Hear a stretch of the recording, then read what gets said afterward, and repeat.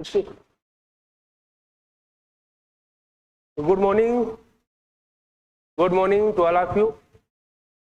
You all are welcome in Shubhra Ranjan IAS Academy. So in today's class, we are going to discuss about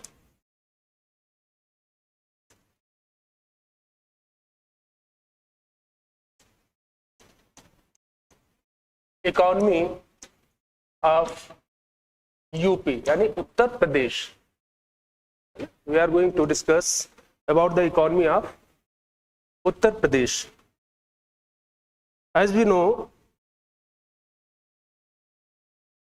UPPSC changed the paper pattern of our UPPSC. जो UPPCS का syllabus है उसे change किया है ना? और जो optional subject होता था, ऑप्शनल, उसकी जगह पर दो पेपर इसने ऐड ऑन किया है. फर्स्ट, जिसे हम पेपर 5 के नाम से जानते हैं, and second one is paper 6. So first of all, we should know where the economy and economy portion exist. कहां पर एग्जिस्ट करता है वो सबसे पहले तो जानना आवश्यक है. That is in paper 6. वो कहां पर है? 6 पे. आपका क्या मीडियम, हिंदी इंग्लिश? हिंदी, क्योंकि ऑनलाइन भी है तो ओके, ठीक. तो दोनों में हम लोग बात करते करेंगे साथ ही साथ. पेपर 6 में यूपी का इकोनॉमी, आप कह सकते हैं यूपी स्पेशल इकोनॉमी को ऐड किया गया है. अब देखिए, first of all we should know that what is the difference between paper 3 and paper 6. Okay, अगर हमें ये नहीं पता है कि पेपर 3 में जो इकोनॉमी दिया गया है, इकोनॉमी के जो टॉपिक्स दिए गए हैं, और पेपर 6 में जो टॉपिक्स दिए गए हैं, उसमें अगर हम डिफरेंसेस नहीं जान पाएंगे तो जो क्वेश्चन पूछे जा रहे हैं या नेचर ऑफ जो क्वेश्चन है उसमें लिखना क्या है वो डिसाइड नहीं हो पाएगा. जनरली क्या है, हमें पता तो होता है. अगर सिंपली हम इकोनॉमी की बात करें तो अपनी तैयारी के दौरान बहुत कुछ चीजें पढ़ चुके होते हैं, हमें पता होता है. अभी जो लास्ट पेपर हुआ उसमें ये देखा गया कि जो एस्पिरेंट्स के बीच में जो विधाएं थी, जो डायलेमा में थे, वो इसी को लेकर थे कि पूछा जा रहा था उनसे यूपी स्पेशल इकोनॉमी के बारे में, but they didn't know about the special economy of Uttar Pradesh, and that is why they wrote in the paper about the Indian economy. वो क्या लिखे? इंडियन इकोनॉमी के बारे में लिख के चले आए. होता यही है, जब हमें चीजें क्लियर नहीं होती हैं तो हमें जो पता होता है वो लिखकर चले आते हैं, और फिर उसका जो रिजल्ट होता है वो क्या होता है? नेगेटिव होता है. समझ में तो आता नहीं है, जबकि हमें लगता है क्या कि हम बड़ा अच्छा पेपर करके आए, बट रिजल्ट इज, है ना, शून्य होता है. मैंने लास्ट क्लास में जो चर्चा किया था in orientation class, I told you that first of all whenever we are going to prepare any examination, we are going to look for any examination, we should clear about the syllabus. अगर हम syllabus में clear है तो बहुत से doubts हमारे पहले ही clear हो जाते हैं. उसका ये फायदा होता है कि हमें पढ़ना क्या है, कहाँ तक पढ़ना है, ये हमें पहले क्लियर हो जाता है. और फिर कैसे पढ़ना, कहाँ से पढ़ना है, वो इंस्टीट्यूट आपको बता देता है, आपके जो मेंटोर्स होते हैं वो बता देते हैं, या फिर आज तो सोर्सेज भी बहुत हैं तो आप वहां से कहीं ना कहीं से फाइंड आउट कर लेते हैं. तो अभी हम ये जानेंगे कि जो पेपर 6 है जिसमें इकोनॉमी का पोर्शन रखा गया, टॉपिक्स यहाँ पे जो इंक्लूड्स किए गए हैं, ये कैसे डिफर है जो पेपर 3 है यूपीपीएससी का जो पेपर थर्ड है उसमें जो इकोनॉमी के टॉपिक दिए गए हैं उससे कैसे चेंज है। आई थिंक आप सभी के पास सिलेबस होगा ही, सिलेबस है या नहीं, सिलेबस है, yes. So please pay attention about your syllabus. आप हाथ में रख लीजिए, यहाँ पर भी मैं दिखाऊंगा सिलेबस को कि कैसे क्या है, क्योंकि किसी भी एग्जामिनेशन में जाने से पहले, उसके तैयारी करने से पहले हमें ये पता जरूर होना चाहिए कि पढ़ना क्या है। अगर यही नहीं पता है तो हम कुछ भी पढ़ जाएंगे और उसका कोई रिजल्ट नहीं होगा, है ना। तो first of all here I just want to discuss about the syllabus. Syllabus के बारे में हम देखेंगे, समझेंगे एक एक पॉइंट्स को, वो कहां तक विस्तारित हो सकता है, उसकी संभावनाएं कहां तक है, उसकी खोज करते हैं, देखते हैं। यहां पर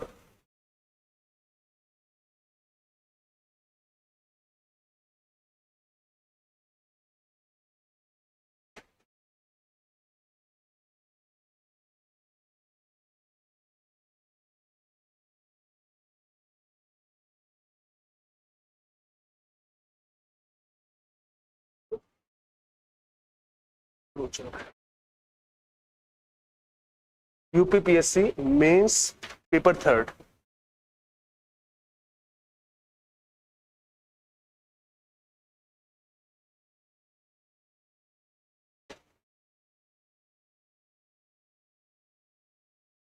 UPPSC mains paper third syllabus.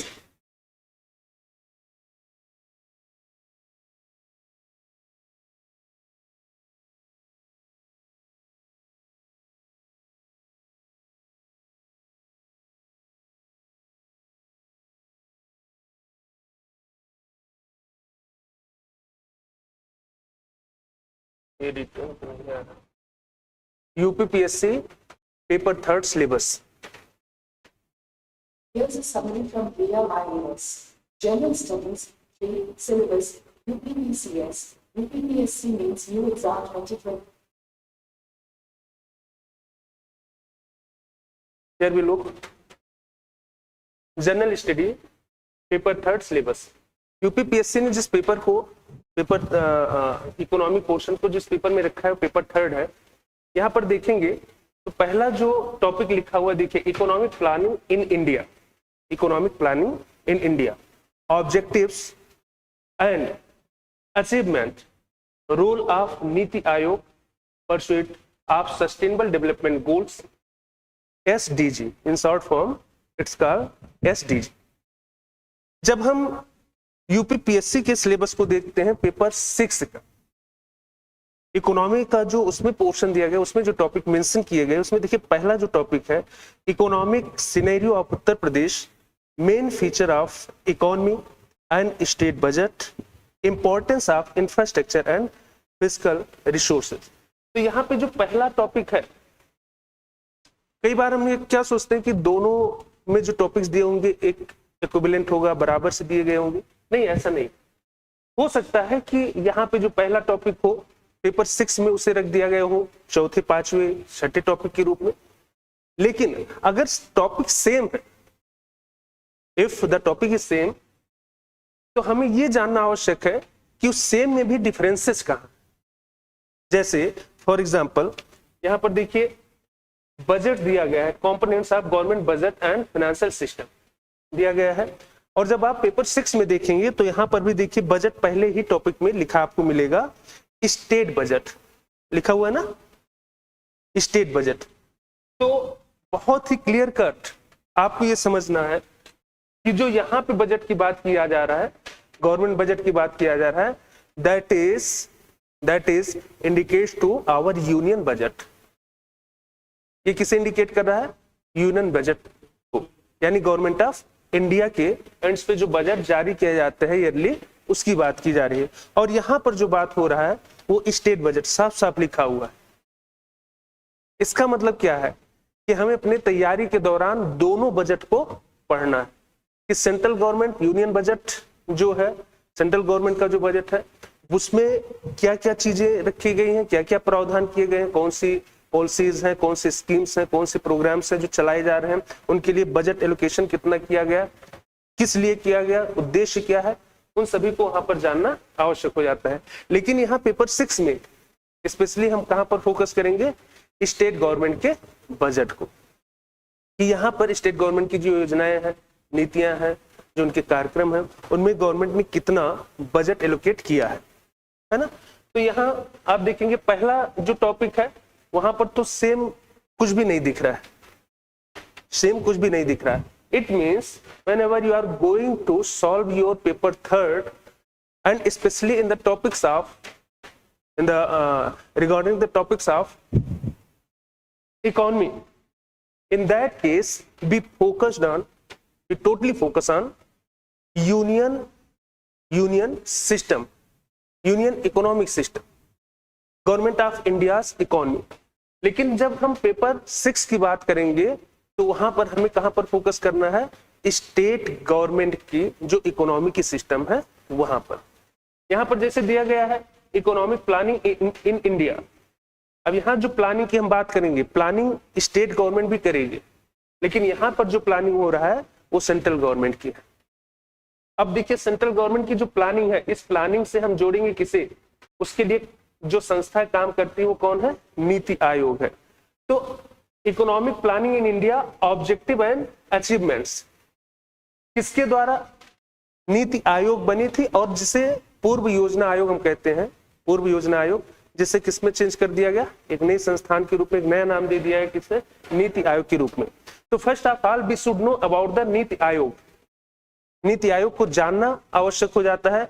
And how does NITI Aayog functions different to the योजना आयोग, यानी प्लानिंग कमीशन से किस प्रकार से अलग फंक्शन करती है उसके बारे में जानना आवश्यक हो जाता है। जब एक बार हम नीति आयोग समझ जाएंगे, इसके रूल्स को समझ जाएंगे, इसके फंक्शन को समझ जाएंगे, इसके ऑब्जेक्टिव को समझ जाएंगे, तो it is easy for us to define about the planning of India as well as their objectives and achievement. Achievement आपका क्या है, रिजल्ट है, तो रिजल्ट के रूप में सब कुछ चीजें आपके पास सामने पहले से ही मौजूद हूं, उसका हमें अध्ययन करना है। इसके आगे जब देखिए इस सिलेबस को तोड़ तोड़ के जब हम पढ़ते हैं, देखते हैं pursuit of sustainable development goals, जो अभी लक्ष्य है गवर्नमेंट ऑफ इंडिया का, कि जो डेवलपमेंट है, डेवलपमेंट को हमें अगर प्राप्त करना है, if we want to achieve the development then how, उसका एक खाका तैयार किया गया, एक उसको फ्रेमिंग कर दिया गया, और उसको नाम क्या दिया गया, सस्टेनेबल डेवलपमेंट गोल। ये गोल केवल भारत का ही नहीं है, बल्कि वैश्विक स्तर पर दिखाई पड़ता है। यहां पर देखेंगे कि सस्टेनेबल डेवलपमेंट गोल, पहले तो ये देखेंगे सस्टेनेबल डेवलपमेंट होता क्या है, उसके बारे में पढ़ लिया, और साथ ही साथ हमने देखा कि जिस गोल्स की बात की जा रही है वो गोल्स कितने हैं, गोल्स कितने हैं। तो जब हम डिटेल में जाएंगे, चीजों को पढ़ेंगे, हालांकि यहाँ पर नहीं उत्तर प्रदेश में चीजें, लेकिन जब वहां पर हम पढ़ते हैं तो हम देखते हैं कि there are 17 goal decided by the UNDP, है ना, उसके द्वारा जो डिसाइड किया गया वो 17 गोल है। उसमें पॉवर्टी है, उसमें अनएम्प्लॉयमेंट है, इंडस्ट्री है, एग्रीकल्चर है, बहुत सी चीजें हैं जिसके बारे में बात किया गया। यहाँ पर जब पेपर 6 को हम देखते हैं तो पहला जो टॉपिक देखिए दिखाई पड़ता है, economic scenario of Uttar Pradesh, main features of economy and state budget, importance of infrastructure and physical resources. ये देखिए जहां पे पहले ही टॉपिक में जो फिजिकल रिसोर्सेज दिया गया है, इसके पहले देखिए आपको लिखा मिलेगा importance of infrastructure, importance of infrastructure. Infrastructure जो होता है उसे हम क्या कहते हैं, हिंदी में कहते हैं आधारिक संरचना, हिंदी में कहते हैं आधारिक संरचना। आधारिक संरचना को we can divide into 2 parts. First one is physical infrastructure and second one is social infrastructure. जो फिजिकल इंफ्रास्ट्रक्चर है उनमें हम ट्रांसपोर्टेशन सिस्टम को रखते हैं, उसमें हम एनर्जी सेक्टर को रखते हैं, उसमें हम कम्युनिकेशन सेक्टर को रखते हैं। तो देखेंगे जब आप यहां पर लास्ट में देखिए, यहां पे दिया हुआ है ना इंफ्रास्ट्रक्चर, पेपर 3rd में भी दिया गया इंफ्रास्ट्रक्चर, और यहां पेपर 6 में जो दिया गया है वो पहले ही टॉपिक में importance of infrastructure, importance of infrastructure, यानी इंफ्रास्ट्रक्चर यहाँ पर भी पढ़ना है। और यहाँ देखिए डिटेल में दिया है कि energy, ports, roads, airports, railways etcetera. यहाँ पर उसे डिफाइन नहीं किया गया है ना, एलोबरेट नहीं किया गया। लेकिन जब इंफ्रास्ट्रक्चर शब्द को हम सुनते हैं तो we should keep in our mind that it indicates these things. लेकिन अब यहाँ पे डिफरेंस कहां पर होगा, कैसे होगा? यहां जब हम पढ़ते हैं इंफ्रास्ट्रक्चर को, energy, ports, roads, airports, railway, paper 3 में, तो हम इंडिया के स्तर पे, ठीक। लेकिन यहां पर जब हम पढ़ेंगे पेपर 6 में, जब हम पढ़ेंगे तो यही इंफ्रास्ट्रक्चर स्टेट लेवल पे होगा। Is that clear? ठीक। तो एक ये टॉपिक जो है ये सेम दिखाई पड़ता है, लेकिन बस दोनों में डिफरेंस क्या है कि एक को हमें भारत के स्तर पे अध्ययन करना है और दूसरे का अध्ययन हमें किस स्तर पर करना है, यूपी के स्तर पर। नेक्स्ट टॉपिक देखिए, trade and commerce and industry of Uttar Pradesh. जो सेकंड टॉपिक देखिए 6 पेपर का दिया गया है, trade, commerce and industry of Uttar Pradesh दिया हुआ है। अब यहां जब आप पेपर 3 में देखेंगे तो यहाँ पे इंडस्ट्री कहीं दिखाई नहीं पड़ती है, ट्रेड और कॉमर्स की बात नहीं किया गया पूरे सिलेबस में। आप देखिए एक जगह आपको मिलेगा, वो इंडस्ट्री करके मिलेगा। देखिए ये है topic number 8, effects of liberalisation and globalisation on the economy, change in industrial policy and their effects on industrial growth. यहां पर क्या दिया गया है, इंडस्ट्रियल ग्रोथ की बात की गई। तो यहां पर जो इंडस्ट्रियल ग्रोथ होगा या फिर इफेक्ट्स को हम देख रहे हैं, किसके इफेक्ट्स को, लिबरलाइजेशन जिसे हम उदारीकरण हिंदी में कहते हैं, ग्लोबलाइजेशन जिसे हम भूमंडलीकरण या वैश्वीकरण के नाम से जानते हैं, इसे पढ़ना है हमें भारत के स्तर पर। लेकिन यहाँ पर जब हम यूपी को देखते हैं तो यूपी में इसका कहीं कोई इंपॉर्टेंस, कोई रोल नहीं दिखाई पड़ता है। इसका मतलब इस टॉपिक को हमें वहां पर नहीं देखना। लेकिन क्या इसका इम्पैक्ट अगर भारत पे पड़ रहा है तो उत्तर प्रदेश भारत से बाहर तो है नहीं, कहीं ना कहीं वो उत्तर प्रदेश जैसे स्टेट को भी अफेक्ट करेगा। तो कैसे इफेक्ट कर रहा है, कितना इफेक्ट कर रहा है, वो आपको जानना आवश्यक हो जाता है। और जब उसको जानते हैं आप, अपने आंसर में उसे जोड़कर लिखते हैं, तो आपका आंसर जो होगा वो औरों से क्या होगा, बेहतर हो जाएगा, है ना। ये हो गया। इसके बाद देखिए जो नेक्स्ट टॉपिक इसमें दिया गया है, public welfare schemes, projects and plan development, human resources and skill development of Uttar Pradesh government. Public welfare scheme, ये तो बहुत सिंपल, लोक कल्याणकारी जो योजनाएं हैं उनकी बात की गई है। तो योजनाएं उत्तर प्रदेश गवर्नमेंट की जो भी हैं उसे हम पढ़ लेते हैं। उसके योजनाओं को पढ़ने का भी एक तरीका होता है, वो तरीका हम बताएंगे आपको कि किस तरीके से पढ़ें। जैसे स्पेशली क्यों बनाया गया, यानी ऑब्जेक्टिव क्या है, मेन जो योजना को हमें पढ़ने का उद्देश्य जो होता है वो उसके उद्देश्य को जानना होता है। ऑब्जेक्टिव ऑफ प्लानिंग क्या है, जो पब्लिक वेलफेयर के लिए स्कीम जारी किया गया, क्यों, उसकी आवश्यकता क्यों पड़ी। जब आप प्री के पॉइंट ऑफ व्यू से देखते हैं तो उसमें डेट वगैरह इंपॉर्टेंट हो जाता है, मिनिस्ट्री इंपॉर्टेंट हो जाता है। मेंस में आप केवल मिनिस्ट्री और उसके साथ उसके ऑब्जेक्टिव को याद रखिए। अभी मैं दिखाऊंगा कि कैसे जो लास्ट ईयर अभी एक ही पेपर हुआ है तो उसमें जो क्वेश्चन पूछा गया वो पॉलिसी के अकॉर्डिंग कैसे पूछा, पहला ही क्वेश्चन था वो पॉलिसी के अकॉर्डिंग था। तो कैसे क्वेश्चन पूछे जा रहे हैं और उसमें उसको उस क्वेश्चन को करने के लिए कैसे हमें अप्रोच करना है। इसके बाद देखिए प्लान डेवलपमेंट। प्लान डेवलपमेंट जो यहाँ पे आपने देखा, पहला जो टॉपिक था इकोनॉमिक प्लानिंग इन इंडिया, यहां से आप कोरिलेट करके चलेंगे कि जब आप इसको पढ़ रहे होंगे तो यूपी का क्या है स्पेशल, वो यहां पर आप जोड़ सकते हैं। तो आपके एफर्ट्स क्या हो जाएंगे, कम हो जाएंगे। एक ही बार में आपने क्या किया, समग्र अध्ययन किया, एग्रीगेट आपने देख लिया। इसके बाद देखिए human resources and skill development of Uttar Pradesh government, ये दिया गया है। तो ह्यूमन रिसोर्सेज की बात की जाए तो उसमें तो पीछे है नहीं, पूरा भारत ही नहीं पीछे है, उत्तर प्रदेश तो भारत के सभी राज्यों में सबसे आगे है बिकॉज वी आर 24 करोड़, हम लोग क्या है 24 करोड़ की आबादी जो अभी बताया जा रहा है। तो ह्यूमन रिसोर्स तो बहुत है, यानी मानव संसाधन जिसे कहते हैं बहुत है, लेकिन Our objective is to change human resource into human capital. जो मानव संसाधन है उसे चेंज कर देना किसमें? मानवीय पूंजी में। और मानवीय पूंजी में कैसे चेंज किया जा सकता है? For that, the government of Uttar Pradesh as well as the government of India start a program, and the program name is Skill India Development, जिसका उद्देश्य यही है कि जो ह्यूमन रिसोर्सेज है उनके स्किल को बढ़ाया जाए, so that they change into human capital, मानवीय पूंजी में परिवर्तित हो जाए।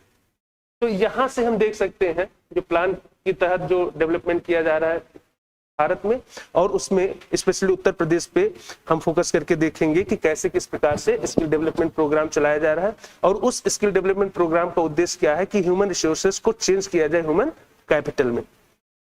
इसके बाद देखिए क्या है नेक्स्ट टॉपिक जो इसमें दिया गया है, investment in Uttar Pradesh, issues and implications, यानी उत्तर प्रदेश में निवेश, मुद्दे और उसका प्रभाव क्या है।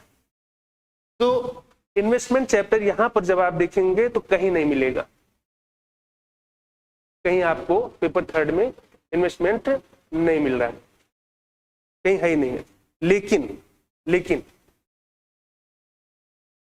जी बिल्कुल इसमें उसकी चर्चा करेंगे, वो स्पेशल यूपी के अकॉर्डिंग होगा स्पेशली। लेकिन यहां पर देखिए इनडायरेक्टली मैं आपको बता रहा हूं कि कैसे। उद्देश्य ये केवल नहीं होना चाहिए कि अगर आप पेपर 6 पढ़ रहे हैं तो ठीक है, हम भी आए पेपर 6 को केवल बता दें चले जाएं, तो फिर हम दूसरे से डिफर कैसे हुए? आखिर शुभ्रा रंजन आईएएस से आप क्या लेकर जा रहे हैं?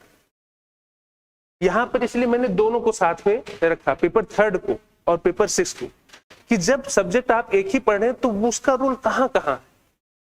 पेपर 6 को स्पेशली तो हम फोकस कर लेंगे, लेकिन अगर उससे कुछ हेल्प हमको पेपर थर्ड में भी मिल जा रहा है तो that is better for us. हम उतने ही टाइम में कुछ और चीजें भी सीख कर जा रहे हैं। यहां पर देखिए एक जो मैंने बताया था, effects of liberalisation and globalisation on the economy, change in industrial policy and their effects on industrial growth. और इसके साथ टॉपिक नंबर 9 इंफ्रास्ट्रक्चर। इसमें आप देखेंगे तो भारत के स्तर पर बड़े पैमाने पर इन्वेस्टर्स दिखाई पड़ेंगे, स्पेशली फॉरेन इन्वेस्टर्स, जो विदेशी निवेशक हैं बड़े पैमाने पर दिखाई पड़ेंगे। और जब यहां पर हम देखते हैं तो बिना इन्वेस्टमेंट के हम इस टॉपिक को पूरा नहीं कर पाएंगे। जब तक आप उसके बारे में नहीं जानेंगे, समझेंगे, उसके बारे में लिखेंगे नहीं, ये टॉपिक आपका अनकंप्लीट रहेगा। अब जैसे सिंपली एक देख लीजिए एनर्जी सेक्टर की अगर हम बात करें तो एनर्जी सेक्टर में अभी रिन्यूएबल एनर्जी के लिए हम फोकस कर रहे हैं, है ना। रिन्यूएबल एनर्जी के लिए हम नवीकरणीय ऊर्जा स्रोत जिसे कहते हैं उसके लिए फोकस करें, जिसमें गवर्नमेंट ने क्या किया, एफडीआई की अनुमति दे रखी है। और वहां पर जो एफडीआई की अनुमति है वो 100% की है। क्यों? क्योंकि इसके लिए फंडिंग्स चाहिए, और फंडिंग्स कहां से हो सकता है? देश के अंदर हो सकता है और देश के बाहर से भी हो सकता है। अगर देश की पूंजी बची रहेगी और बाहर से अगर पूंजी आ जाती है तो इससे बेहतर क्या हो सकता है ना। इसलिए ऐसे सेक्टर्स को आप बिना इन्वेस्टमेंट के डिफाइन नहीं कर पाओगे। और पूर्णतः समझने के लिए you must have to knowledge about the investment. यहां पर देखिए जब हम बात करते हैं, फोर्थ जो यूनिट आपका है investment in Uttar Pradesh, issues and implications, तो यहां पर हम स्पेशली फोकस करेंगे उत्तर प्रदेश में जो इन्वेस्टमेंट के लिए कार्य किए जा रहे हैं। गवर्नमेंट ऑफ उत्तर प्रदेश का जो इन्वेस्टमेंट को बढ़ाने का अभी माध्यम है, जो उसके द्वारा कार्य किए जा रहे हैं, जो उसकी पहल है, उस पर हम लोग चर्चा करेंगे। उसमें बिल्कुल वही जो ग्लोबल इन्वेस्टर समिट किया गया उत्तर प्रदेश में, ये फर्स्ट टाइम है, इसके पहले कभी हुआ नहीं था, जिसमें बड़े स्तर पर देश और विदेश दोनों से इन्वेस्टर आए। उन्होंने बात को सुना, समझा, जाना, उसका इंपैक्ट क्या है उस पर जब हम सिलेबस पे डिस्कशन करेंगे, मतलब जब डिटेल में चर्चा करेंगे तो और बताएंगे क्या है। लेकिन किस प्रकार से ये जो इन्वेस्टमेंट है ये उत्तर प्रदेश जैसे राज्य के लिए इंपॉर्टेंस रखता है, कितना इंपॉर्टेंस रखता है, वो जानना समझना बड़ा आवश्यक हो जाता है। लेकिन यहां पर देखिए एक शब्द दिया गया है, इन्वेस्टमेंट ऑफ इन उत्तर प्रदेश, और इसके साथ दे दिए गए इश्यूज, कि अगर इन्वेस्टमेंट हो रहा है तो ठीक है, लेकिन इन्वेस्टमेंट के दौरान या इन्वेस्टमेंट अगर नहीं हो रहा तो कौन से इश्यूज आ रहे हैं।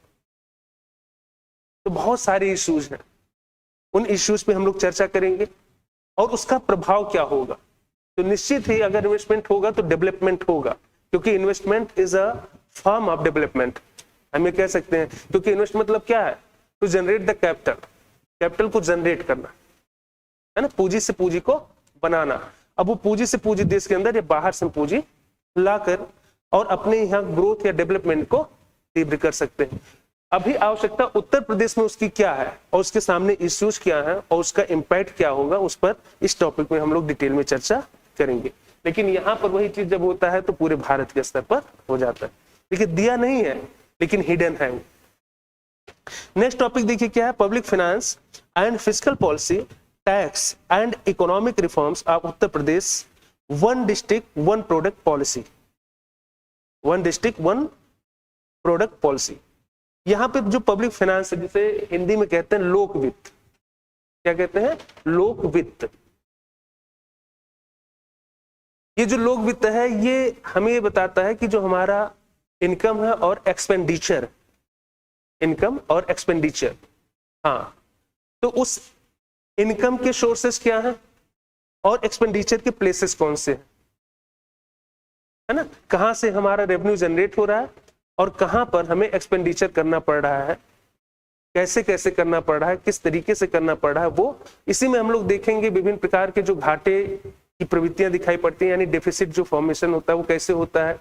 जैसे उसमें आप देखेंगे फिस्कल डेफिसिट है, प्राइमरी डेफिसिट है, रेवेन्यू डेफिसिट है, कैपिटल डेफिसिट है।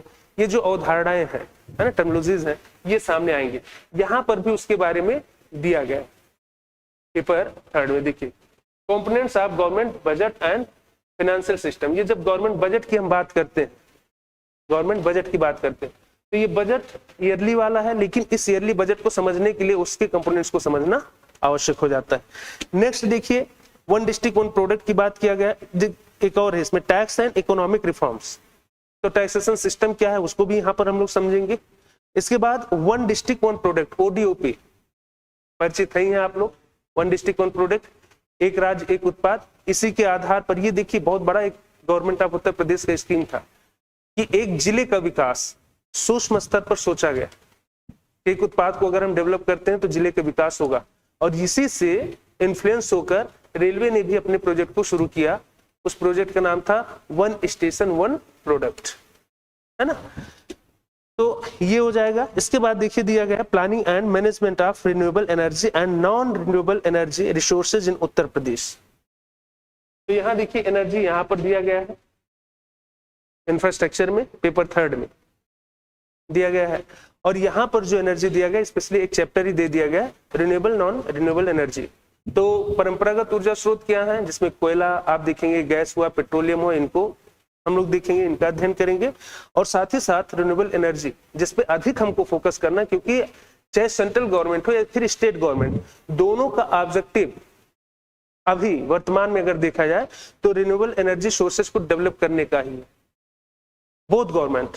इसीलिए देखिए कई बार कहा डबल इंजन की सरकार मिलकर क्या कर रही है, डेवलपमेंट को बढ़ावा दे रही है। तो both government objective is to develop renewable energy as much as we can, ज्यादा से ज्यादा, क्योंकि वो रिन्यूएबल एनर्जी कभी खत्म ना होने वाले सोर्सेज हैं। जैसे सौर ऊर्जा की हम बात करते हैं तो बिल्कुल बहुत बड़े पैमाने पे सब्सिडी दी जा रही है। सोलर एनर्जी तभी खत्म हो सकता है जब सूर्य समाप्त हो जाए, और अगर सूर्य समाप्त तो हमको एनर्जी की आवश्यकता ही नहीं पड़नी है, हम भी समाप्त हो जाएंगे। तो ऐसे एनर्जी सोर्सेज की तरफ अभी शिफ्टिंग बहुत तीव्रता से गवर्नमेंट की दिखाई पड़ी, weather it is Indian government और स्टेट गवर्नमेंट, दोनों का भी जो फोकस है वो किस पे है, रिन्यूएबल एनर्जी सोर्सेज पे। तो देखिए यहाँ जब आप पढ़ते हैं तो भारत के स्तर पर और यहाँ पर वो स्पेशली आपका एक डिफाइन करके दे दिया गया है।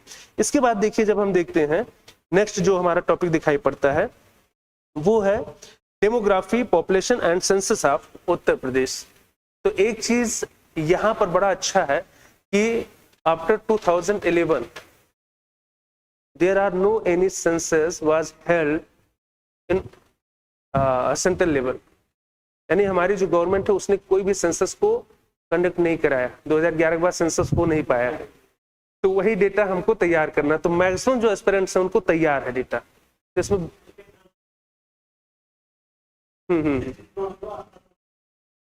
हाँ हाँ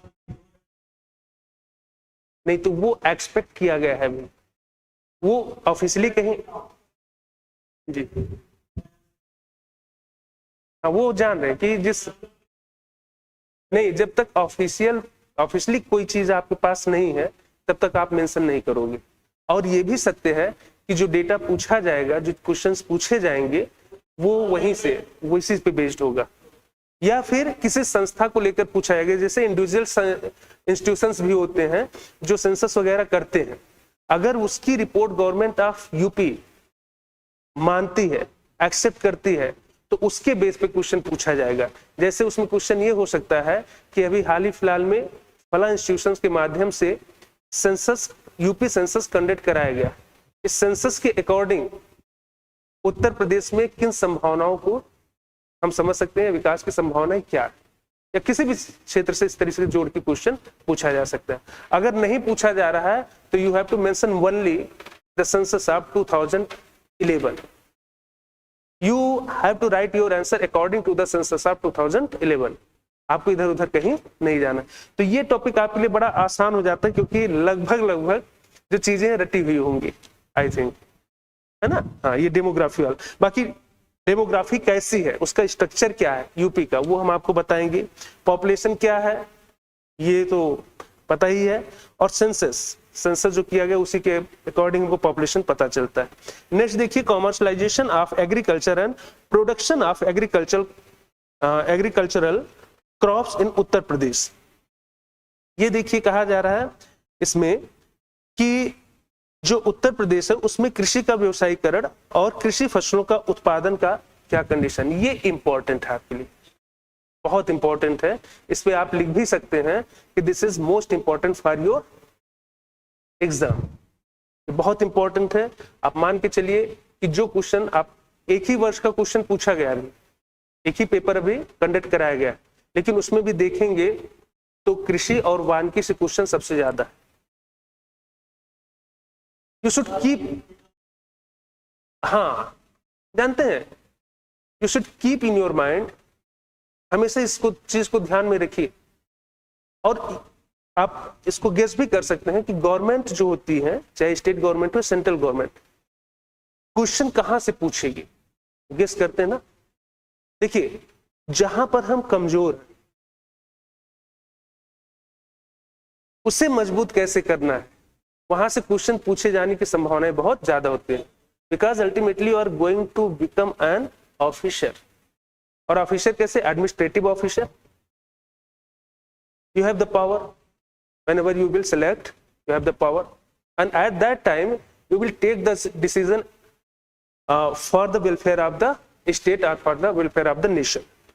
आपको उस समय अपने देश के लिए, अपने स्टेट के लिए, जिस स्टेट सर्विसेज में आप हैं उसके वेलफेयर के लिए काम करना है। तो आपसे बेहतर डिसीजन कोई नहीं ले सकता, आपसे बेहतर कार्यों का क्रियान्वयन भी, इम्प्लीमेंटेशन ऑफ वर्क कोई नहीं कर सकता। तो जहां पर कमजोर, आज देखिए एग्रीकल्चर जो है उसका राष्ट्रीय योगदान देखिए तो बहुत कम होता जा रहा है। हालांकि उत्तर प्रदेश में जो योगदान है वो सेकेंडरी जो सेक्टर है इकोनॉमी का उससे बेहतर है, बेहतर नहीं मतलब वर्किंग जो लोड है वो ज्यादा है। तो उसकी वजह से ये जो चैप्टर होता है बड़ा ही इंपॉर्टेंट हो जाता है। यहाँ पर जब देखेंगे तो एक तरफ से आपको दिखाई पड़ेगा पेपर थर्ड में, यहाँ से आपको हेल्प मिलेगा कि देखिए फोर्थ यूनिट भी उसी के बारे में है, यानी एग्रीकल्चर को डिफाइन कर रहा है ना। जो फिफ्थ यूनिट है ये भी देखिए कहीं ना कहीं आपके एग्रीकल्चर को डिफाइन कर रहा है। सिक्स यूनिट भी आपके एग्रीकल्चर से ही रिलेटेड है। फूड प्रोसेसिंग किसका होगा, खाद्य प्रसंस्करण किसका होगा, खाद्यान्नों का, खाद्य वस्तुओं का होगा, है ना। Food processing and related industry in India, scope and significance, location of stream and down stream requirement, supply chain management. ये जो टॉपिक्स आपके हैं, land reforms in India since independence, हाँ ये भी उसी से है। तो यहाँ स्पेशली अगर हम देखें तो 4th, 5th, 6th एंड 7 ये 4 यूनिट हैं आपके जो फोकस कर रहे हैं किस पे, एग्रीकल्चर पे। तो एग्रीकल्चर बहुत ही इंपॉर्टेंट हो जाता है। आप मान के चलिए कि अगर 6 क्वेश्चन पूछे जा रहे हैं तो it may possible that 50% question will be asked कहां से, एग्रीकल्चर से, ये पूछे जाएंगे, है ना। अभी मैं चर्चा करूंगा लास्ट ईयर जो एक पेपर हुआ उसी को देखकर हम लोग ये डिसाइड कर पाएंगे कि किस प्रकार से क्वेश्चंस पूछे जा रहे हैं, है ना। तो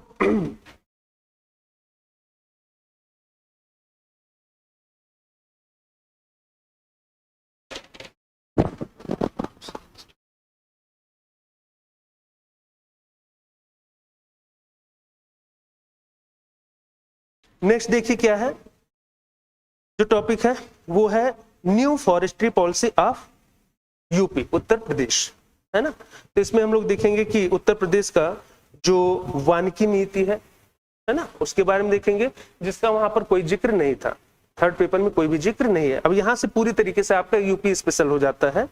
इसके बाद देखिए नेक्स्ट जो टॉपिक है वो है agriculture and social forestry of Uttar Pradesh, ये भी क्या है, उत्तर प्रदेश के संदर्भ में है। और इसके बाद जो नेक्स्ट टॉपिक है वो है agricultural diversity in Uttar Pradesh, agricultural problems and their solutions, ये भी क्या है, उत्तर प्रदेश के परिप्रेक्ष्य में प्योर है। नेक्स्ट है development index in different areas of Uttar Pradesh. तो इसमें हम लोग जब देखेंगे तो केवल इंडेक्सेस की बात की गई है, जिसमें विभिन्न जो इंडेक्सेस हैं यानी इंडेक्सेस जो हैं उनकी बात हम लोग कर लेंगे। जो मेन है कोशिश किया जाएगा कि हमारा अपना जो गेस होगा, हम कोशिश ये करेंगे कि जितने इंडेक्सेस को हम देखें वहीं से क्वेश्चन पूछ लिया जाए, है ना, वहीं से क्वेश्चन आ जाएगा। इसमें है ठीक ठाक, तो 10-12 इंडेक्सेस ही हैं जिसमें मेनली हम लोग को फोकस करके चलना है। तो यहाँ जाकर आपका देखिए जो इकोनॉमिक पोर्शन है वो समाप्त होता है। इसके बाद देखिए जो सिलेबस में है वो जियोग्राफी शुरू हो जाता है। तो कुल मिला के मोर और लेस अगर देखा जाए तो देयर आर 12 टॉपिक्स, 12 यूनिट कह सकते हैं, जो मेंशन किया गया है किसमें, आपके पेपर 6 में। और कैसे वो पेपर 3rd से डिफरेंस है उसमें हम लोगों ने चर्चा किया है। तो I think you must have to clear हो गया होगा, है ना। ऑनलाइन आप लोग भी बताइए, क्लियर हो गया होगा।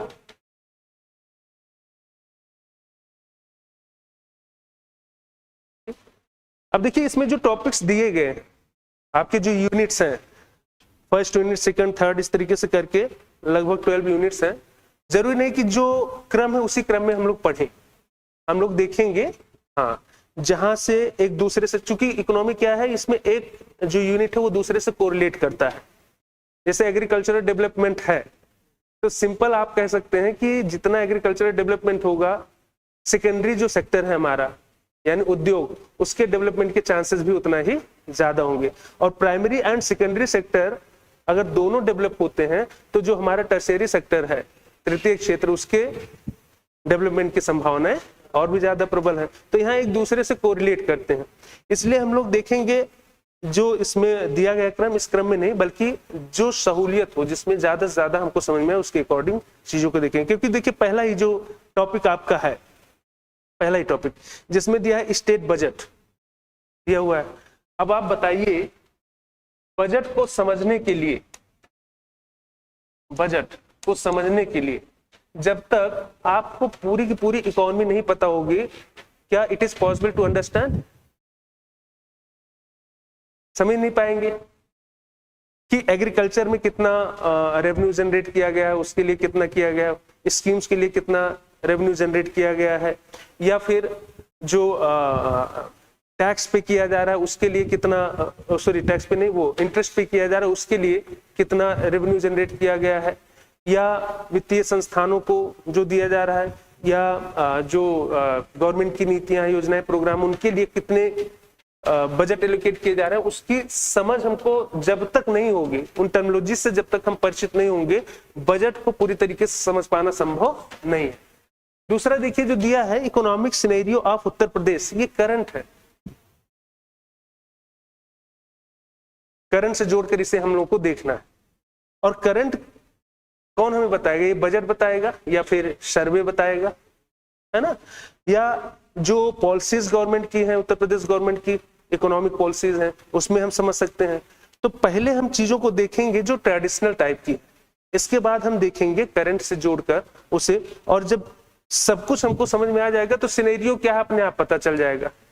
अगर हम इंडस्ट्री के बारे में जान लें उत्तर प्रदेश के, अगर हम एग्रीकल्चर के बारे में जान लें, हम यहाँ क्या स्थिति में हमारी फॉरेस्ट्री उसको जान लें, यहाँ पर इन्वेस्टमेंट का क्या आधार रहा है, कैसे इन्वेस्टमेंट किया जा रहा है, how to Uttar Pradesh government try to develop the investment in Uttar Pradesh, अगर हम इसको जान लेते हैं तो फिर सिनेरियो तो हमको वैसे भी पता चल जाएगा, है ना। तो सिलेबस जो बनाया गया है इसमें पहला जो रखा गया है जो टॉपिक, आई थिंक ये सबसे लास्ट में होना चाहिए था, लेकिन इसका उद्देश्य, जो पहले टॉपिक का जो उद्देश्य है वो ये है कि मोटा मोटा आप सबके बारे में जान लीजिए पहले कि उत्तर प्रदेश का कृषि क्या कहता है, उत्तर प्रदेश का उद्योग क्या कहता है, उत्तर प्रदेश का जो टर्शियरी यानी सेवा क्षेत्र है वो क्या कहता है, तीनों की कंडीशंस क्या है, कैसे हैं, तीनों में संभावनाएं क्या है, कैसी हैं, कैसे उसे बढ़ाया जा सकता है, घटाया जा सकता है, तो आगे की बात है।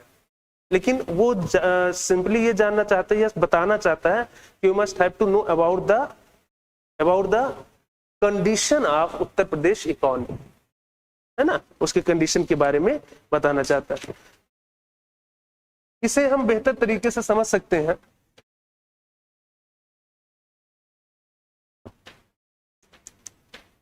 इकोनॉमिक सिनेरियो की बात की गई, इकोनॉमिक सिनेरियो की बात की गई यानी आर्थिक जो स्थिति है, हिंदी में कहेंगे आर्थिक स्थिति जो है उसके बारे में कहा जा रहा है। तो आर्थिक स्थिति किस आधार पर हम निर्धारित करते हैं? There are some indications through which we can define the economic status और सीन ऑफ उत्तर प्रदेश और सेंट्रल गवर्नमेंट। किसी भी गवर्नमेंट का, चाहे central, whether it is central government और स्टेट गवर्नमेंट, उनकी स्थिति के बारे में अगर हमें पता करना है तो कुछ ऐसे इंडिकेशंस होते हैं जिनके आधार पर उन्हें समझ सकते हैं। जैसे इसमें पहला हम कहेंगे कि gross state development domestic product, GSDP क्या है, और इसका जो सेंट्रल लेवल पे GDP है उसमें कितना योगदान है। तो ये पता चल जाएगा कि एक्चुअली आवर स्टेट यानी उत्तर प्रदेश सेंट्रल लेवल पे देखा जाए, सेंट्रल लेवल पे जो GDP है उसमें कहाँ एग्जिस्ट करता है, कितने से एग्जिस्ट करता है। एक तो ये हो गया। दूसरा पर कैपिटा इनकम के आधार पे हम देख सकते हैं, पर कैपिटा इनकम, है ना, जिसे हिंदी में कहते हैं प्रति व्यक्ति आय। हाँ, कि उत्तर प्रदेश में जो रह रहे लोग हैं इनका इनकम क्या है, प्रति व्यक्ति आय कितना है। तो प्रति व्यक्ति आय निकालने के लिए क्या किया जाएगा, पर कैपिटा इनकम कैसे निकलेगा, हम कहेंगे जो टोटल हमारा इनकम है यानी स्टेट टोटल इनकम, और अपॉन क्या कर देंगे, पॉपुलेशन,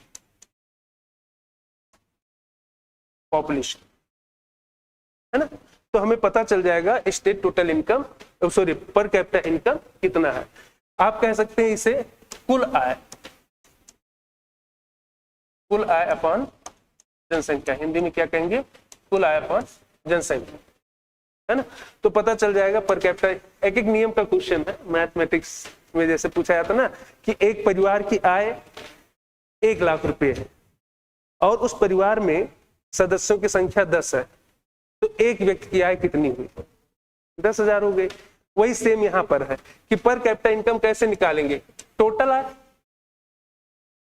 परिवार की टोटल आय, और यहाँ परिवार क्या है, स्टेट है हमारा, हाँ, और जो उसमें रह रहे लोग हैं, यहाँ 10 लोग थे जैसे हमने परिवार में बताया, तो यहाँ उत्तर प्रदेश में जितने लोग हैं जब उससे हम डिवाइड कर देंगे तो हमें पता चल जाएगा कि एक व्यक्ति की आय कितनी है ना। अगर ये आय अधिक है तो ये माना जाएगा कि स्टेट की कंडीशन अच्छी है, अगर नेशनल जीडीपी में स्टेट जीडीपी का योगदान बेहतर है तो ये कहा जाएगा कि वहां पर जो अर्थव्यवस्था के क्षेत्र हैं दे आर परफॉर्मिंग बेटर, वो अच्छी तरीके से परफॉर्म कर रहे हैं। इसके साथ पर मतलब जीडीपी हो गया, पर कैपिटा इनकम हो गया। इसके साथ हम देखेंगे कि इकोनॉमी के जो सेक्टर्स हैं उनका योगदान क्या है, उनका योगदान क्या है। तो जब सेक्टर्स दिखाई पड़ा कि नहीं, जब सेक्टर्स की हम बात करते हैं तो there are 3 sectors as we know. First primary sector, second secondary sector and third one is tertiary sector. अब नहीं दिख रहा होगा उधर ना, ठीक है, मैं अभी इधर कर देता हूं, एक मिनट।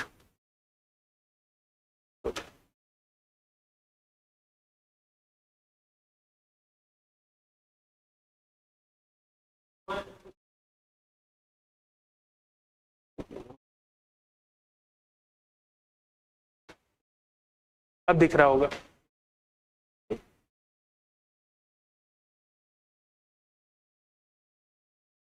ठीक है, तो यहां जब हम बात करेंगे प्राइमरी सेक्टर की, सेकेंडरी सेक्टर की, टर्शियरी सेक्टर की, तो इसमें जो स्टेट जीडीपी है, स्टेट जीडीपी यानी ग्रॉस स्टेट डेवलपमेंट प्रोडक्ट, इसमें कितना योगदान है ना। और योगदान भी कैसे, एक तो जीडीपी में, दूसरा निकालते हैं किसके अकॉर्डिंग, जीवीए के अकॉर्डिंग, ग्रॉस वैल्यू एडेड पे निकालते हैं। सेकेंडरी सेक्टर का क्या योगदान है वो हम लोग देखेंगे, कितने परसेंट में है वो हम लोग देखेंगे। टर्शियरी सेक्टर में देखेंगे ये क्या डेटा है, you can define it by the datas, कि डेटा क्या कहता है उस डेटा के अकॉर्डिंग आप ये डिफाइन करेंगे कि प्राइमरी सेक्टर का हमारे स्टेट में क्या योगदान है, स्टेट डेवलपमेंट में क्या योगदान है, इकोनॉमिक स्टेट डेवलपमेंट में क्या योगदान है, टर्शियरी सेक्टर का क्या योगदान है, सेकेंडरी सेक्टर का क्या योगदान है, इसके अकॉर्डिंग हम डिफाइन कर सकते हैं। जब हम प्राइमरी सेक्टर की बात करेंगे तो ये जानना आवश्यक होता है हमारे लिए कि इस प्राइमरी सेक्टर में कौन कौन से क्षेत्र हैं जिन्हें सम्मिलित किया जाता है। तो फर्स्ट ऑफ ऑल इसमें हम क्या किसे रखते हैं, एग्रीकल्चर को, है ना। इसके बाद वानिकी हो गया जिसे आप फॉरेस्ट्री कहते हैं, इसे रखते हैं। एग्रीकल्चर यानी कृषि और वानिकी हो गया। इसके साथ साथ आप इसमें खनन को रखते हैं जिसे आप क्या कहते हैं, माइनिंग, खनन को रखते हैं माइनिंग। इसके बाद फिशिंग को रखते हैं, है ना, हाँ, जिसे कहते हैं मत्स्य, है ना, उसे रखते हैं, एक्सेट्रा, है ना।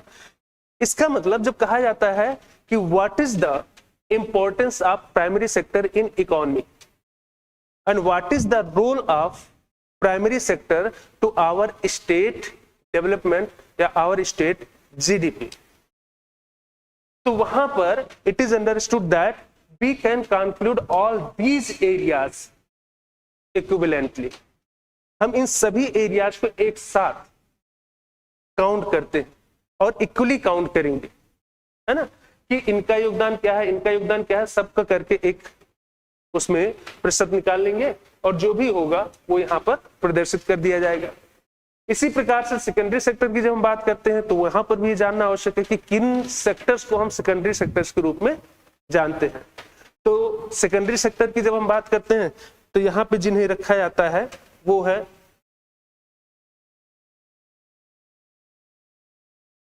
सेकेंडरी सेक्टर में जिसको रखा जाता है उसमें सम्मिलित है आपका एक तो इंडस्ट्री, है ना। इंडस्ट्री में दो प्रकार की इंडस्ट्री, एक जिसे हम कहते हैं भारी उद्योग, हैवी इंडस्ट्रीज, है ना, और दूसरा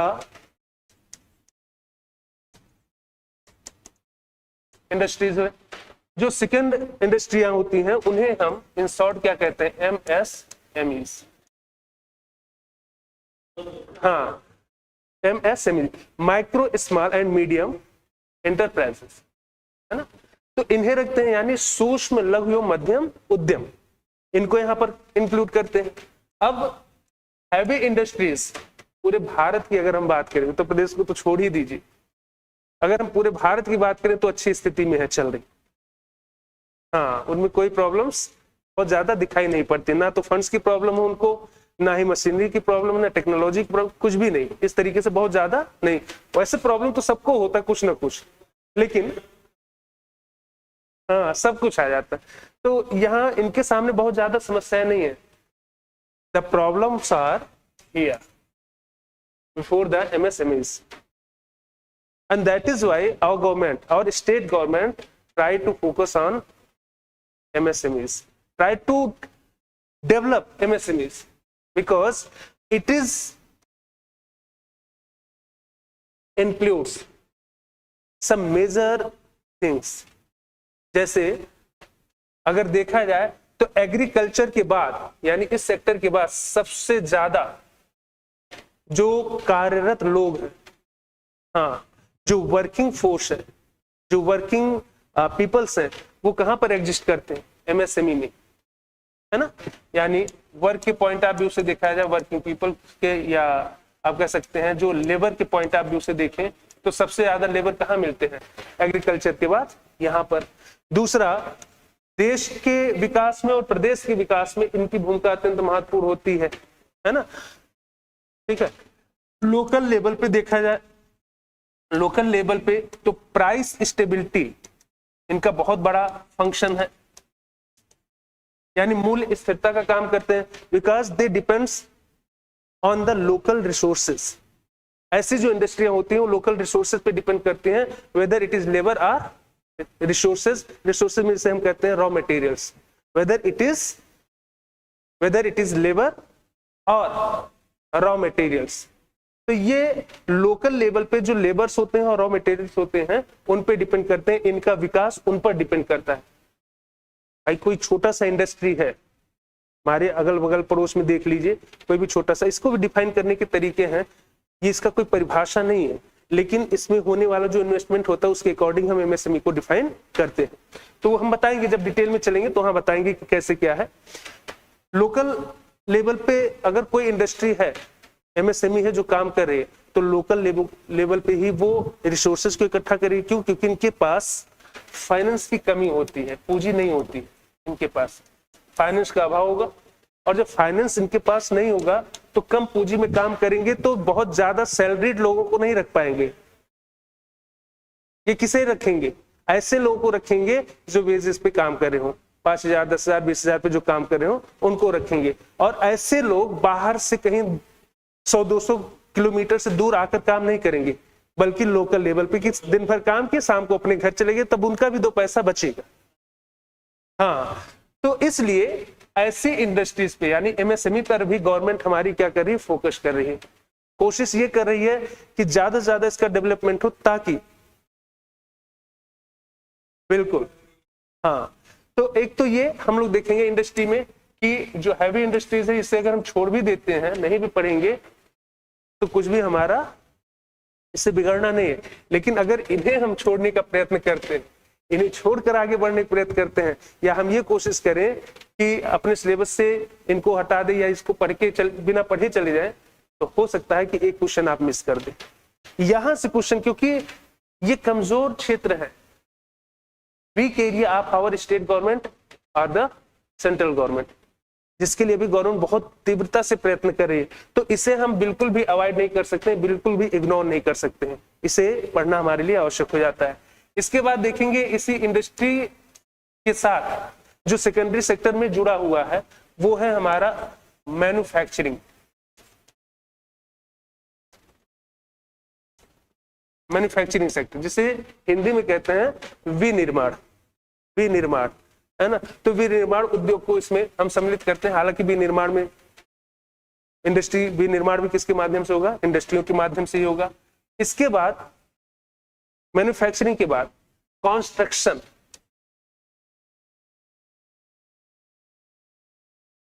कंस्ट्रक्शन जिसे हम कहते हैं निर्माण, है ना, इसे भी सेकेंडरी सेक्टर में रखा गया। तो अब इनको अगर सामूहिक रूप से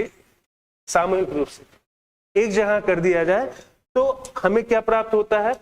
इनको अगर सामूहिक रूप से एक जगह कर दिया जाए तो हमें ये प्राप्त होगा, ये पता चलेगा कि what is the role of our secondary sector in our state economy और सेंट्रल इकोनॉमी।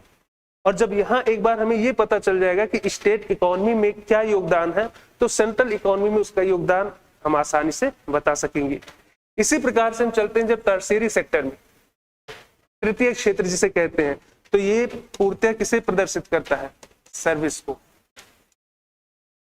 सर्विसेज, जिसमें बहुत से सर्विसेज आते हैं।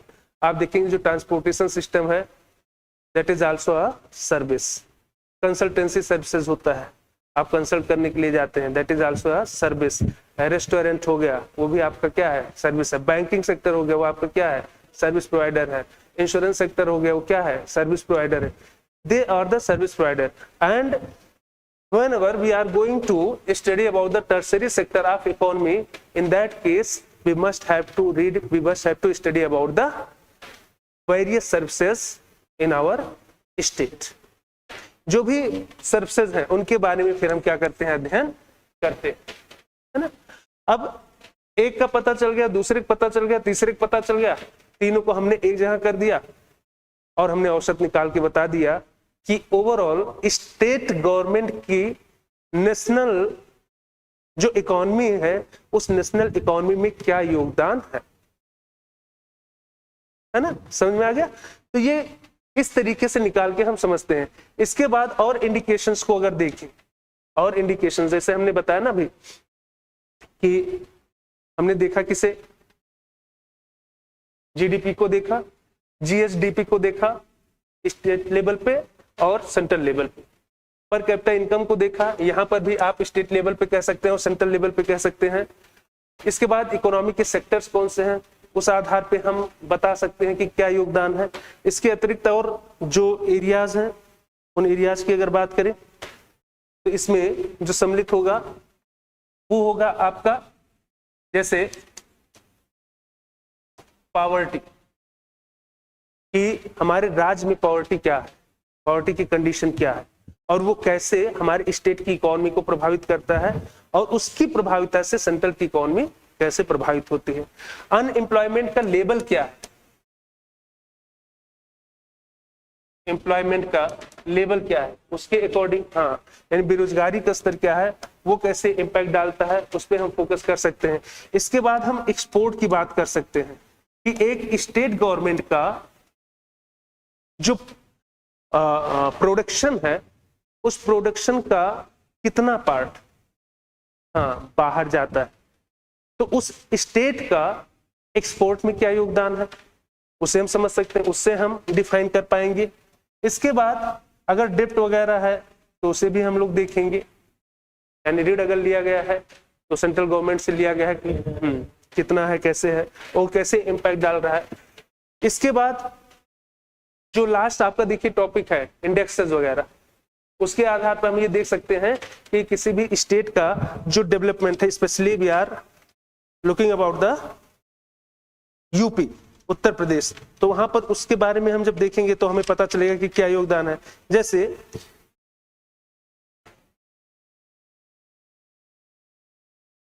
यहां तक तो हो ही गया, समझ गए होंगे। जैसे अगर हम बात करें तो आप कह सकते हैं कि ये जो इंडिकेशंस हैं, इनके आधार पर हम फोकस कर दी। अब इसके अकॉर्डिंग ये पता चलेगा कि सेंट्रल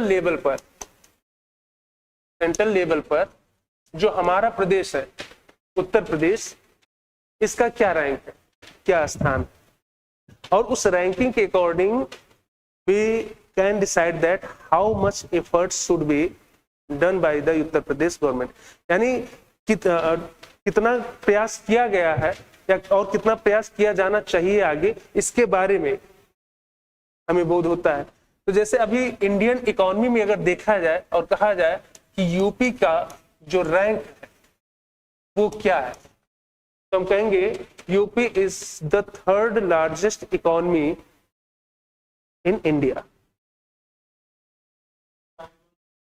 हाँ, अब वो जो थर्ड लार्जेस्ट इकोनॉमी की बात की गई, किसके आधार पे किया गया, तो दैट आर द इंडिकेशंस जो हमने पीछे देखा, वो इंडिकेशंस है जिनके आधार पर, और भी हैं कुछ इंडिकेशंस कि जिनके आधार पर हम ये डिसाइड करने में सफल हो पाते हैं कि उत्तर प्रदेश की इकोनॉमी भारतीय इकोनॉमी में कहां और किस रैंक पर एग्जिस्ट कर रही है। है ना। इसी प्रकार से अगर देखा जाए, जैसे ग्रोथ रेट की हम बात करते हैं कि सेंट्रल गवर्नमेंट यानी सेंट्रल इकोनॉमी का ग्रोथ रेट क्या है, उसी प्रकार से हम देखते हैं कि स्टेट गवर्नमेंट का यानी हमारे उत्तर प्रदेश का ग्रोथ रेट क्या है। ग्रोथ रेट की बात करते हैं तो जैसे क्या है 7% का ग्रोथ रेट अभी दिखाई पड़ता है।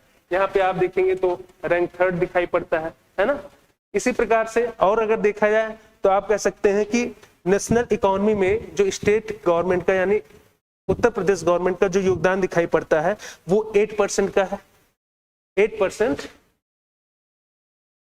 का योगदान है किसमें, नेशनल जीडीपी में, नेशनल जीडीपी में। अब देखिए ग्रोथ रेट की अगर हम बात करें तो उत्तर प्रदेश का जो ग्रोथ रेट दिखाई पड़ रहा है कितना 7% का, कितने का 7% का, और रैंक क्या है 3rd है। इसके बाद जो नेशनल जीडीपी में योगदान है कितने परसेंट का 8% का। जब हम सेंट्रल गवर्नमेंट की ग्रोथ रेट को देखते हैं तो दैट इज 7.2%। तो कहीं ना कहीं जो सेंट्रल गवर्नमेंट का हमारे यानी भारत का जो डेवलपमेंट या सॉरी ग्रोथ रेट जो दिखाई पड़ता है उसके नियर अबाउट हमारा स्टेट भी क्या है ग्रोथ कर रहा है ना, ग्रोथ कर रहा है। 8% का योगदान है, ये डिसाइड करेगा कि हम कहां पर एग्जिस्ट करेंगे, ये कम है, ये कम है। लेकिन जब हम रैंकिंग की बात करते हैं, रैंकिंग की बात करते हैं तो ये बताता है कि कम होने के बावजूद भी हम कितने नंबर पे, तीसरे नंबर पे हैं। It means our conditions are better than other states. हाँ, महाराष्ट्र, कर्नाटका, तमिलनाडु ऐसे 2-4 स्टेट हैं जो थोड़ा सा बेहतर रैंकिंग पे, वैसे तो महाराष्ट्र है, ठीक है, और यूपी का रैंक 3rd है, तो इसका मतलब क्या है एक स्टेट और। तो हम सही जगह सही रूप से काम कर रहे हैं, लेकिन उसी स्थिति को हमें और ज्यादा बेहतर बनाना है और हमें अपने टारगेट को अचीव करना है और हमें बेहतर करके अपनी इकोनॉमी को मजबूत करना है। उसी इकोनॉमी को मजबूत करने के लिए देखिए इन्वेस्टर समिट वगैरह किया गया कि बाहर से पूंजी आएगा तो हम बेहतर और परफॉर्म कर पाएंगे।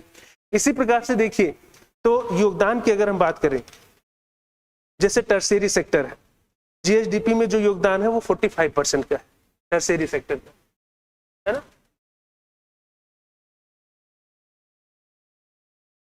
सेक्टर जो परफॉर्म कर रहा है वो कितने का है 45% का। जो सेकेंडरी सेक्टर है वो है 23% के योगदान पे, बाकी का जो बचा है 32% का योगदान किसका है, प्राइमरी का। सेकेंडरी का ये हो गया, प्राइमरी का ये हो गया, ये योगदान। तो सबसे ज्यादा योगदान अगर देखा जाए तो किसका है 45 यानी टर्शियरी सेक्टर का है। और नेशनल लेवल पे भी सबसे ज्यादा योगदान किसका है, लगभग 59% का योगदान टर्शियरी सेक्टर का ही दिखाई पड़ता है।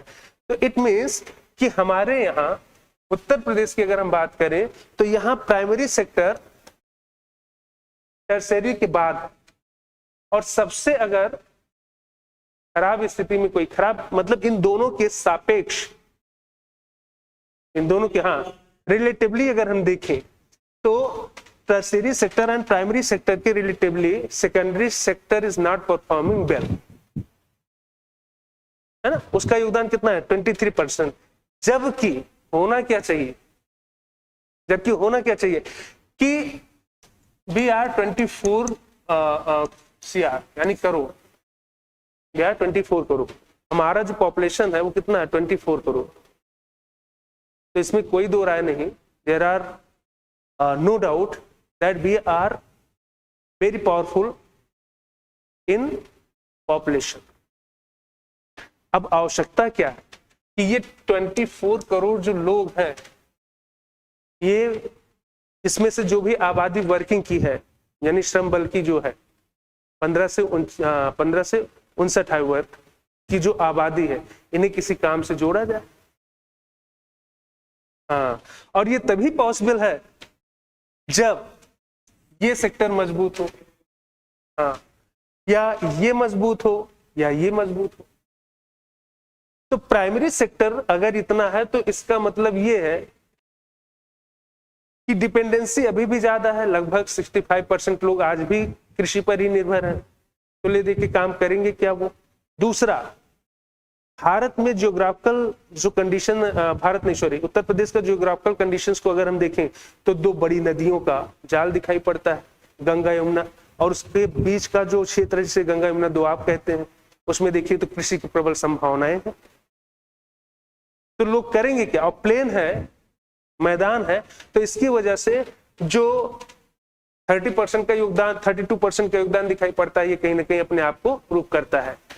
दूसरा 45% का जो योगदान है, क्योंकि हम प्राइमरी से डायरेक्ट कहां दिखाई पड़ते हैं? टर्शियरी सेक्टर पर, कि हाँ सेवा क्षेत्र में, कि हम 5,000 10,000 रुपए पॉकेट मनी के लिए भी काम कर लेते हैं, और उसमें है क्या? सर्विस प्रोवाइडर के रूप में हम काम करते हैं। We are service provider at the India level. If we say we are the service provider, that is right, इसे कोई गलत नहीं कह सकता है। We are service provider, our thinking is working like service provider.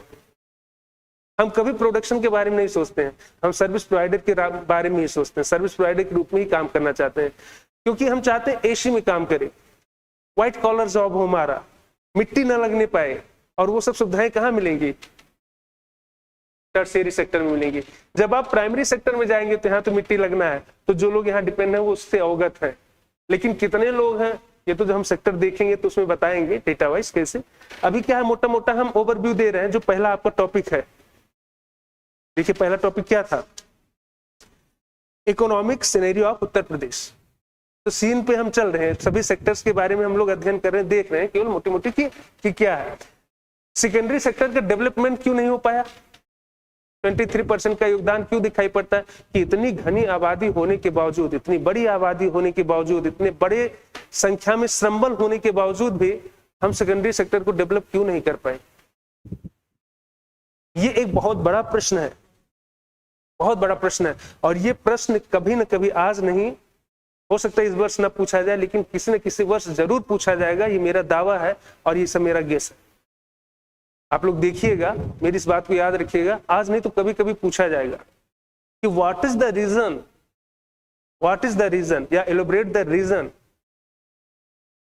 कि secondary sector in UP, secondary sector जो है यानी द्वितीयक जो क्षेत्र है उत्तर प्रदेश का, why it is not developed, why it can not develop, ये क्यों डेवलप नहीं हो सका? ऐसा क्वेश्चन जरूर पूछा जाएगा, और वो आप तभी कर पाओगे जब इसके रीजंस को आप जानोगे। तो रीजन बिहाइंड दैट, सबसे पहला रीजन अगर हम कहें तो पहला रीजन ये हम कहेंगे कि हाँ, कि आप कह सकते हैं कि साक्षरता या अवेयरनेस का अभाव। दूसरा रीजन जातियां, जातियों में, धर्मों में बटे होना, हाँ, कि जातगत लड़ाई खूब चलती है, हाँ, उसमें बटे हुए हम लोग हैं, तो हम डेवलपमेंट की तरफ ध्यान ही नहीं देते। अब जहां पर ये जागरूकता नहीं होगा, या फिर हम धर्म और जात में बट के लड़ाई झगड़े करते रहेंगे, अपराध का अधिक होना, एनसीआरबी की रिपोर्ट आप उठा के देखिए, अपराध में भी उत्तर प्रदेश का काफी कुछ योगदान रहा है, शीर्ष पे ही रहा है। हाँ, और नेक्स्ट जो संसाधन चाहिए, वो संसाधनों का है संसाधन, लेकिन संसाधनों का उत्पादन, मतलब संसाधनों को निकालना, हाँ, संसाधनों को निकालने में जो उसकी कॉस्टिंग आती है बहुत ज्यादा हो जाती है, और अगर हम ज्यादा कॉस्टिंग लगा के उत्पादन करेंगे तो उसके प्राइस क्या हो जाएंगे? बहुत ज्यादा हो जाएंगे, और उतने प्राइस पे चीजें बिकेंगी नहीं। तो ये कुछ रीजन है जिसकी वजह से क्या हुआ कि हम प्राइमरी सेक्टर पे काम किया और सीधे सीधे कहां पहुंच गए?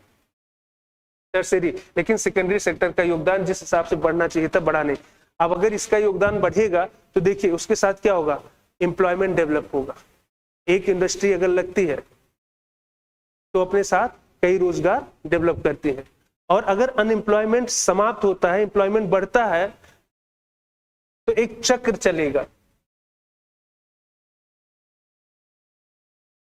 एक चक्र चलेगा कि अगर एम्प्लॉयमेंट होता है, एम्प्लॉयमेंट बढ़ता है, तो निश्चित ही प्रोडक्शन बढ़ेगा, और प्रोडक्शन बढ़ने के साथ साथ पॉवर्टी कम होगी। अगर पॉवर्टी कम होती है तो इसका इम्पैक्ट क्या होगा कि लोगों का जो लिविंग स्टैंडर्ड है, हाँ जी बिल्कुल, लिविंग जो स्टैंडर्ड है इसमें वृद्धि होगी। लिविंग स्टैंडर्ड में वृद्धि, पॉवर्टी कम हुई, पॉवर्टी अगर कम हुई तो इसका मतलब कि लोगों का इनकम भी क्या हो रहा है, हाँ इनकम भी बढ़ेगा। और अगर इनकम बढ़ता है तो इसका इंपैक्ट किस पे होगा, सेविंग्स पर। सेविंग हमारा क्या होगा, बढ़ेगा। और अगर सेविंग बढ़ता है तो ये कहा जाता है कि a saver will become an investor. एक जो सेविंग करने वाला होता है एक समय के बाद वो क्या हो जाता है, इन्वेस्टर हो जाता है। आप 1,000 रुपया बचाइए हर महीने, तो साल के कितने हो गए, 12,000, 2 साल कर लिए 24,000। आप एक साल में 12,000 रुपए को इन्वेस्ट करने के योग्य हो जाएंगे। You will be able to invest at least 12,000 rupees within a year. तो एक जो सेवर है, सेविंग करने वाला जो है, एक समय के बाद वो क्या बन जाएगा, इन्वेस्टर हो जाएगा, इन्वेस्टर हो जाएगा। और इन्वेस्टर अगर बनता है तो निश्चित ही वो क्या करेगा, कहीं ना कहीं इंडस्ट्री वगैरह लगाएगा, इंडस्ट्री डेवलप होगा। और जब इंडस्ट्री डेवलप हुआ तो निश्चित फिर यही चक्र चलना शुरू हो जाएगा। हाँ बिल्कुल, वो चक्र क्या होगा, घूम जाएगा अपने आप से।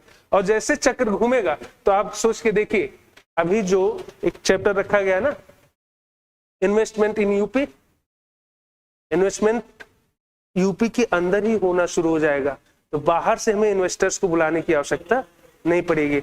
और यहां से इसका जो इम्पैक्ट होगा वो सबसे बड़ा इम्पैक्ट की जो माइग्रेशन होता है, हाँ लोग माइग्रेट करके जाते हैं कहाँ, मुंबई, गुजरात, हरियाणा, पंजाब। और उसकी वजह से उत्तर प्रदेश को बहुत कुछ सुनना पड़ता है, उत्तर प्रदेश के लोगों को बहुत कुछ सुनना पड़ता है कि आप तो भूखे नंगे, इस तरीके की, यानी जो क्षेत्रवाद की जैसी अवधारणाएं हैं जो हमारे देश को, हमारे अपने देश की अखंडता और एकता की समझ क्या है, एक दीमक का काम करें, धीरे धीरे खत्म करें, वो सब चीजें रुकेंगी। हमारा जो श्रम है हमारे ही अपने स्टेट में रुकनी शुरू हो जाएंगी। And in that case they are working for our state and our state will be grow. तो कहीं ना कहीं एक दूसरे से ये क्या है, जुड़े हुए हैं। अगर ऐसा करने में हम सफल होते हैं तो निश्चित ही ये जो प्रोडक्शन होगा ये सस्ते में होगा, लोगों का जीवन निर्वाह का स्तर बेहतर होगा, गरीबी कम होगा, लोगों का इनकम बढ़ेगा तो सेविंग भी वो बढ़ाएंगे। सेविंग जैसे बढ़ेगा तो वो स्वयं में इन्वेस्टर एक समय के बाद हो जाएंगे। और अगर इन्वेस्ट करते हैं तो उसका पहला जो प्रेफरेंस होगा, it may be possible that they will invest in industry, and when a people try to develop an industry he will generate a lot of employment। हाँ, एम्प्लॉयमेंट वो क्या करेगा, डेवलप करेगा। और ये चक्र फिर क्या होगा, घूमना शुरू हो जाएगा। हाँ, ये साइकिल पूरी बन जाएगी और इस साइकिल से हमारा अपना स्टेट क्या होगा, मजबूत हो जाएगा। आप देखिए, इसीलिए कहा जाता है डेवलपमेंट मॉडल। गुजरात महाराष्ट्र कहीं से कुछ लेके नहीं आए थे, they are used their resources. उन्होंने अपने रिसोर्सेस का प्रयोग किया और उस रिसोर्सेस के प्रयोग के माध्यम से यही क्या किया, छोटी छोटी इंडस्ट्रियां डेवलप की, छोटी इंडस्ट्रियां बड़ी बनी, एम्प्लॉयमेंट जनरेट हुआ, ये चक्र चलता चला गया और वे आज देखिए क्या है, अग्रणी भूमिका में है। दूसरा, उनको ये भी लाभ मिला कि they are belongs to the coastal area. हाँ, कि समुद्री किनारा से जुड़ा होना भी उनके लिए बहुत ही हितकर साबित हुआ। They directly connect to the international trade. हाँ, उसका उन्हें बहुत ज्यादा लाभ मिला। तो यहाँ पे जब हम इन्वेस्टमेंट की बात करेंगे तो इन सब चीजों को पुनः देखेंगे कैसे, जब सेक्टर्स की बात करेंगे तो इन सब चीजों को पुनः देखेंगे। इसके माध्यम से हम ये समझ सकते हैं कि उत्तर प्रदेश का जो नेशनल इकोनॉमी हमारा है, नेशनल जो डेवलपमेंट है, उसमें क्या योगदान है ना। ये चीजें हैं। इसके साथ ही साथ अगर देखा जाए, क्या हुआ, निकलना है क्या,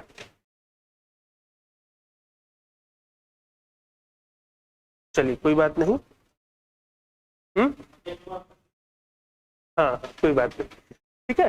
तो ये कुछ चीजें, ये इंडिकेशंस हैं जिनके बारे में हम लोगों ने चर्चा किया कि किस प्रकार से हमारे देश की जो इकोनॉमी है, उस इकोनॉमी में हमारे देश का जो डेवलपमेंट है, उस डेवलपमेंट में how can be try to know the क्या कहते हैं role of our Uttar Pradesh, है ना। हमारे उत्तर प्रदेश का क्या रोल है, क्या भूमिका है, उसे हम इनके माध्यम से पता कर सकते हैं।